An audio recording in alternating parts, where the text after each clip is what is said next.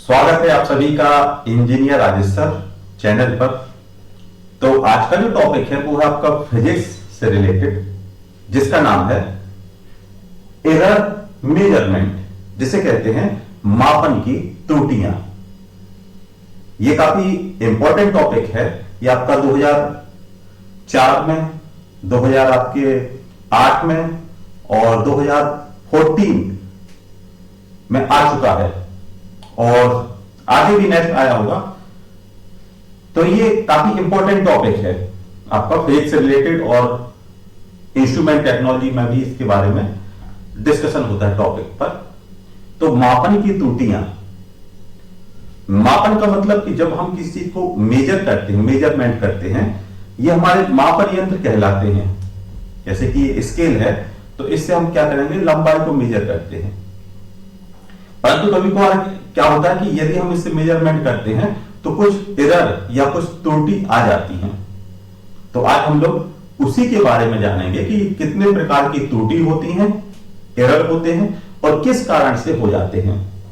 तो जैसे कि हमें पता है कि मापन प्रणाली में ली गई माप अपनी वास्तविक माप वाले मान के निकट होती है, परंतु बराबर नहीं होती है। मतलब यदि हम किसी भी चीज को या किसी वस्तु को मेजर करते हैं तो उसका जो मेजरमेंट आता है वो एक्चुअल नहीं आता है, वास्तविक मेजरमेंट वो नहीं बताता। वो क्या कहता है, उस वास्तविक मेजरमेंट के आगे या पीछे मेजरमेंट को दर्शाता है। मतलब कि या तो उसका जो मेजरमेंट होगा वो या तो ज्यादा होगा या फिर कम होगा, जो वास्तविक है वो नहीं आ पाता है। जैसा आपने देखा होगा, आप फिजिक्स के प्रैक्टिकल किए होंगे आपके 10th वगैरह में, तो वहां पर रीडिंग ली जाती थी। तो कितनी, वो कहते थे 3 से लेकर 4 या 5 रीडिंग आप लेते थे और फिर देखते थे कि तो प्रत्येक रीडिंग क्या होती थी, वो अलग अलग दिखाई जाती थी। जब आपने रीडिंग ली तो कुछ मेजरमेंट कुछ अलग रहेगा, उसी इंस्ट्रूमेंट से आपने फिर कोई रीडिंग ली तो उसका मेजरमेंट कुछ अलग रहता था। तो फिर क्या कहते थे, टीचर कह देते थे ऐसा करो आप 5 रीडिंग ले लो। फिर क्या करते थे, 5 रीडिंग लेने के बाद 3 रीडिंग ऐसी ली जाती थी जो उसके आसपास रखी जाती थी। तो क्यों लेते थे, क्योंकि उसमें त्रुटि होने के चांसेस बढ़ जाते थे। मतलब उसमें यदि हम कोई भी रीडिंग निकाल रहे हैं तो उसमें क्या है, कुछ ना कुछ एरर हो जाता है। तो वही टॉपिक है हमारा। जैसा कि प्रत्येक मापन प्रणाली में ली जाने वाली माप अपनी वास्तविक माप के निकट तो हो सकती है, परंतु बराबर नहीं हो सकती है। इसका कारण यह है कि प्रत्येक मापन प्रक्रिया में मापन की त्रुटि सम्मिलित रहती है। इसलिए किसी माप की यथार्थता बनाए रखने के लिए मापन की त्रुटि को कम से कम होना चाहिए। मतलब यदि आप किसी भी चीज को मेजरमेंट कर रहे हैं, नाप रहे हैं, तो उसमें गलतियां कम से कम होनी चाहिए। तो यहां पर क्या है कि एरर मेजरमेंट जिसे कहते हैं आपके मापन की त्रुटि, तो इस मापन की त्रुटि को 2 भागों में बांट लिया। इसे कहते हैं सिमेट्रिकल एरर और ये आ जाती है आपकी रैंडम एरर। सिमेट्रिकल एरर को कहते हैं क्रमबद्ध त्रुटि, क्रमबद्ध त्रुटि आपका सिमेट्रिकल। रैंडम का मतलब क्या है, अनियमित त्रुटि, अचानक से कोई भी त्रुटि उत्पन्न हो जाना, वो आपका रैंडम त्रुटि के अंतर्गत आ जाता है। और यदि आप इस वीडियो को देख रहे हैं साथ में आप इसको नोट करते जाइएगा। जो हिंदी वाले हैं वो हिंदी में इसको को करें, लिखेंगे मापन त्रुटि, या आपका क्या है, इसे कहेंगे क्रमबद्ध त्रुटि, सिमेट्रिकल एरर, और इसे कहते हैं आपके रैंडम त्रुटि, अनियमित त्रुटि। जहां पर सिमेट्रिकल त्रुटि को, सिमेट्रिकल एरर को डिवाइड किया है आपके 4 पार्ट में। पहला आता है आपका इंस्ट्रूमेंट एरर, जो कि यंत्र के कारण जो त्रुटि आ जाती है वो आपका इंस्ट्रूमेंट एरर। सेकंड आ जाता है imperfection in measuring error. Imperfection का मतलब कि जो मेजर करने वाला व्यक्ति है वो ट्रेंड नहीं है, परफेक्टेड नहीं है, मतलब वो अनट्रेंड है। तो अनट्रेंड की वजह से कुछ त्रुटि आ जाती है। थर्ड आ जाता है पर्सनल एरर, कुछ व्यक्तिगत त्रुटियां आ जाती हैं, जैसे कि कोई व्यक्ति को दिखाई कम देता है या किसी को डिफरेंट टाइप की त्रुटि। और आ जाता है error due to external reason, और कुछ बाहर त्रुटियां आ जाती हैं किसके अंतर्गत, सिमेट्रिकल एरर के अंतर्गत। अगर सेकेंड त्रुटि की बात करें, जो सेकेंड एरर है वो आपका आ जाता है रैंडम एरर, और random error classified two type, accuracy, precision. Accuracy कहलाता है आपका यथार्थता और सूक्ष्मता। तो ये टॉपिक जो है वो आपका बोथ हिंदी इंग्लिश दोनों के लिए है। अगर आप उसको लिखना चाहें तो लिख सकते हैं कि मापन की त्रुटियां दो भागों में बांटी जाती हैं। पहला है आपका क्रमबद्ध त्रुटि और दूसरा आ जाता है आपका अनियमित त्रुटि, जहां पर सिमेट्रिकल क्रमबद्ध त्रुटि को 4 भागों में बांटा गया है। पहला आ जाता है आपका इंस्ट्रूमेंट के कारण त्रुटि, सेकेंड है आपका जैसे कहते हैं मापन प्रक्रिया में अपरिपक्वता, और थर्ड आ जाता है आपका पर्सनल एरर, और फोर्थ है आपका जैसे कहते हैं आपका बाह्य कारणों के कारण कोई भी त्रुटि उत्पन्न हो जाती है। सेकेंड आपका रैंडम है, रैंडम को 2 भागों में बांटा, यथार्थता और सूक्ष्मता। इतना आप समझ गए होंगे, क्योंकि काफी ये आपका 3 या 4 बार ये क्वेश्चन आ चुका है, तो चांसेस हैं इसके पेपर में आने के, इसलिए थोड़ा सा फोकस किया जा रहा है और साथ में वही टॉपिक आपको रिवाइज कराए जा रहे हैं जो कि जिनके चांसेस ज्यादा हैं पेपर में आने के। तो मापन त्रुटि आप समझ गए कि जब कोई भी वस्तु को मेजरमेंट करते हैं तो वो वास्तविक माप के आसपास ही उसकी रीडिंग आती है, जिसको 2 भागों में बांटा गया। पहला आपका क्रमबद्ध और दूसरा है आपका रैंडम, जिसे कहते हैं अनियमित त्रुटि। क्रमबद्ध त्रुटि, अब बात करते हैं ये क्रमबद्ध त्रुटि होती क्या है। मापन प्रक्रिया की एक दिश त्रुटि, जिसे कहते हैं आपका अनडायरेक्शनल एरर, ये आपका अनडायरेक्शनल एरर है। ये क्या है, इस अनडायरेक्शनल एरर के कारण जो हमारा मेजरमेंट होगा वो क्या होगा, या तो कम होगा या फिर ज्यादा होगा।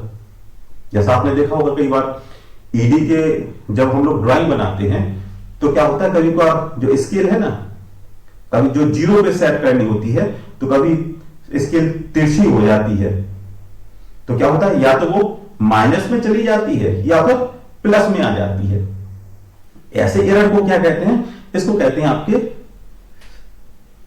Systematic error. मतलब इसमें आपका पॉजिटिव होगा या फिर नेगेटिव एरर आ सकता है।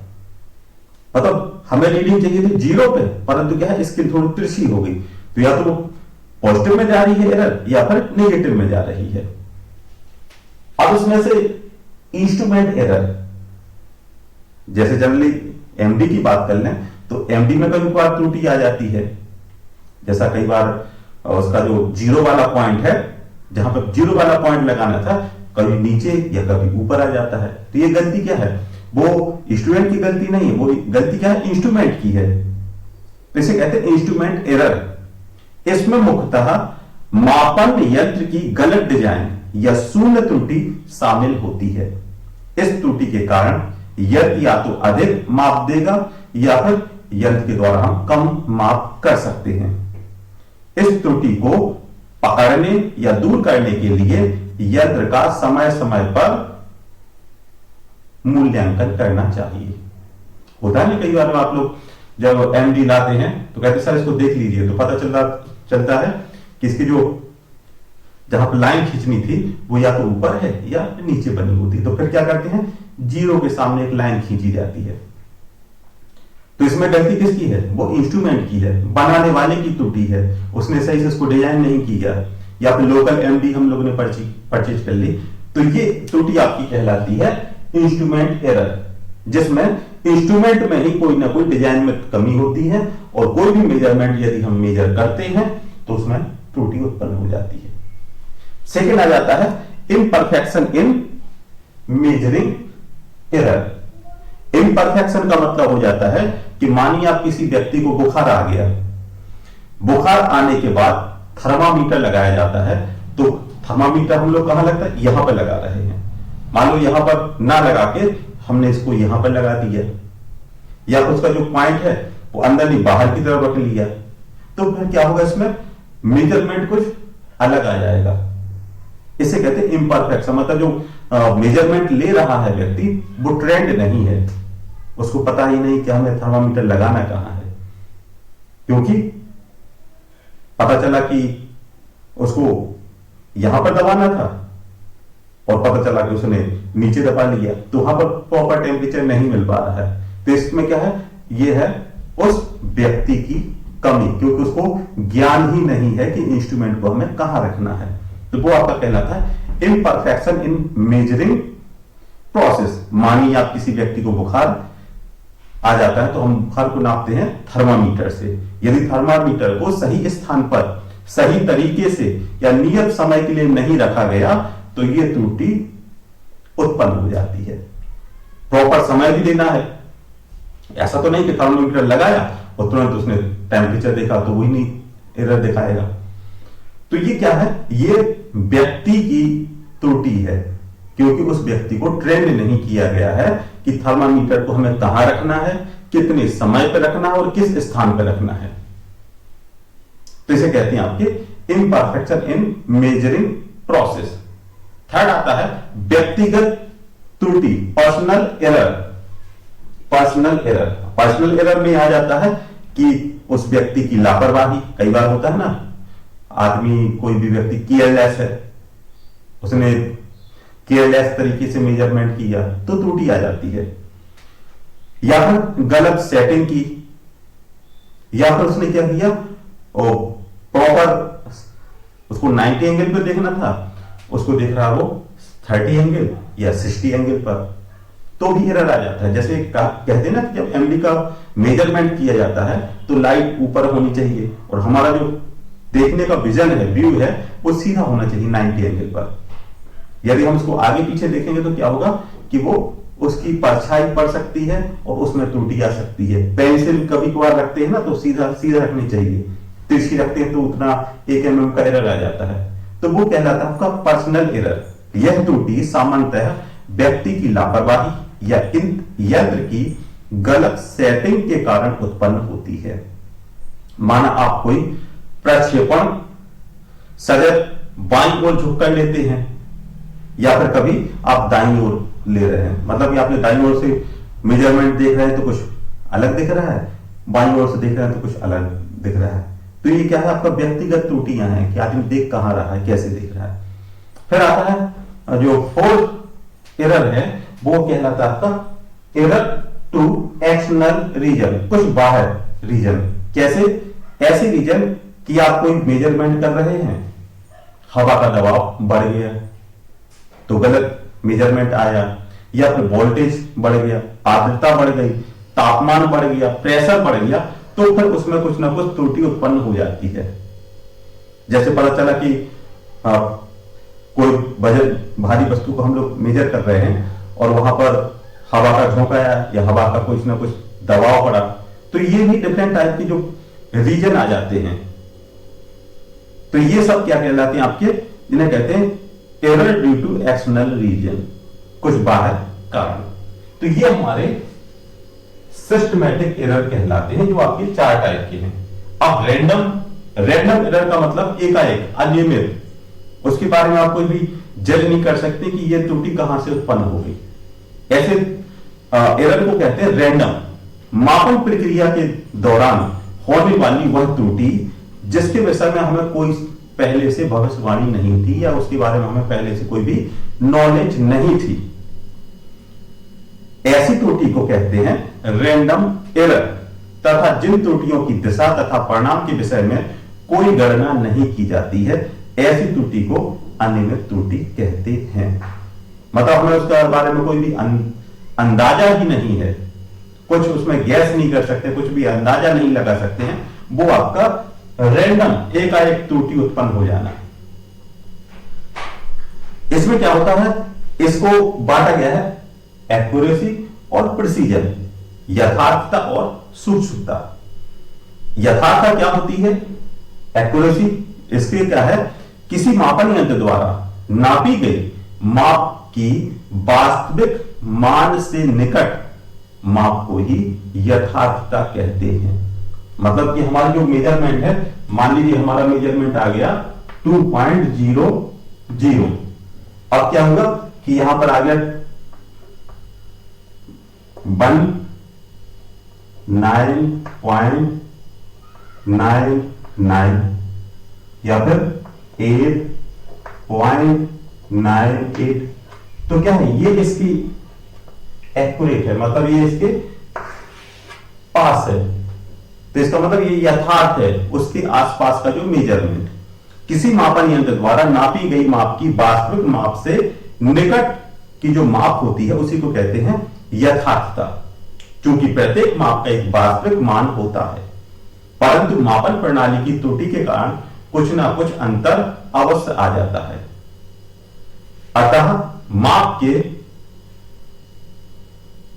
क्योंकि प्रत्येक वास्तविक मान होता है परंतु मापन प्रणाली की त्रुटि के कारण कुछ ना कुछ अंतर आ जाता है। अतः मापन त्रुटि माप की यथार्थता एक दूसरे के व्युत्क्रमानुपाती होती है। मतलब जो हमारा मेजरमेंट है उसके आसपास का मेजरमेंट होना चाहिए। सूक्ष्मता जिसे कहते हैं आपका प्रिसीजन। समान परिस्थितियों में किसी मापन यंत्र द्वारा किसी माप के लिए कई मापों की समानता सूक्ष्मता कहलाती है। जैसा कि शुरुआत में कहा गया था कि मान लीजिए यहां पर 5 रीडिंग ली, 5 में से 3 रीडिंग एक्यूरेट आ रही हैं, एक जैसा आ रहा है, उनमें किसी में 0.01 है, किसी में 0.02 है या 0.03 है, तो वो हमारा क्या है? वो सूक्ष्मता कहलाएगी। सभी एक दूसरे के आसपास हैं। अतः यंत्र द्वारा विभिन्न नापों की रिप्रोडक्टिविटी मापन यंत्र की सूक्ष्मता कहलाती है। अतः माप के विभिन्न मानों के मध्य जितना कम अंतर होगा, नाप उतनी ही सूक्ष्म कही जाएगी। मतलब क्या है? जो एक्चुअल मेजरमेंट है उसके पास का जो मेजरमेंट आ जाएगा वो हमारा प्रिसीजन कहलाता है। मानक किसी सिलेंडर की व्यास का वास्तविक मान है 46.216 मिलीमीटर, मतलब 46.216 मिलीमीटर।